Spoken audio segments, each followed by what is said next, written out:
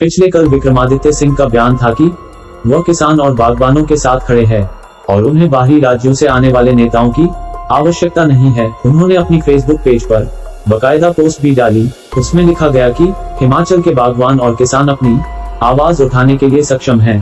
Congress party और हम उनके पीछे खड़े हैं। उन्हें बाहर के लोगों की और खासकर ऐसे लोग जिनको हिमाचल की सभ्यता और संस्कृति के बारे में मालूम नहीं है, उनकी आवश्यकता नहीं है। और आज वह इस बयान से पूरी तरह से पलट गए। आज वह उनका स्वागत करते नजर आए। उन्होंने कहा कि राकेश टिकैत किसान बागबानों की आवाज उठा रहे हैं, वह अच्छी बात है। कांग्रेस भी बागबानों के हितों को लेकर केंद्र सरकार का विरोध कर रही है और टिकैत भी विरोध कर रहे हैं। मिलकर हमें बागबानों की आवाज उठानी है। के अध्यक्ष है, राष्ट्रीय अध्यक्ष है, वो हिमाचल प्रदेश आए, हम उनका स्वागत करते हैं। कोई भी किसान बागवान की आवाज़ उठाने के लिए प्रदेश में आएगा, हमारे लिए ये खुशी की बात है।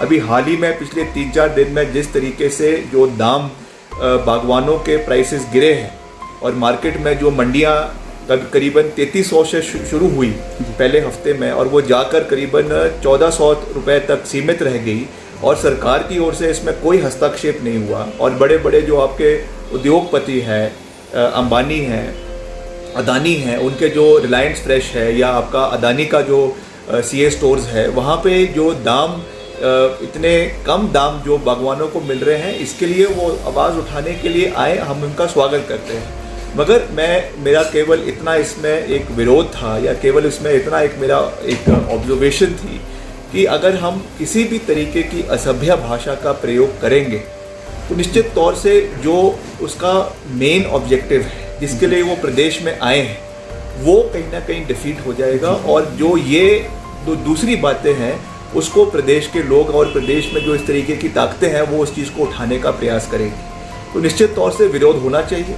हम भी विरोध कर रहे हैं, वो भी विरोध करने आए हैं, हम उसका स्वागत करते हैं। But it has to be done in a civilized manner. और निश्चित तौर से उसमें ये भी देखने को मिला है कि उनको इसके लिए उकसाया गया। जो एलिमेंट्स वहाँ पे थे, वहाँ पे एक युवा व्यक्ति था, एक आड़ती था जिन्होंने उनको उकसाया। तो ये दोनों चीज़ों पे इसको हमको दोनों एंगल से देखने की आवश्यकता है।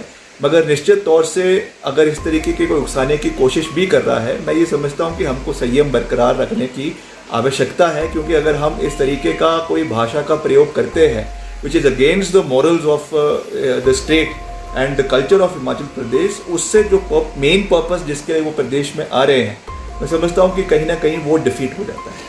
My only objection is limited to the use of language. वो प्रदेश के अंदर आ रहे हैं, प्रदेश की बागवानों की आवाज़ को उठा रहे हैं, आई हैव नो ऑब्जेक्शन, अच्छी बात है।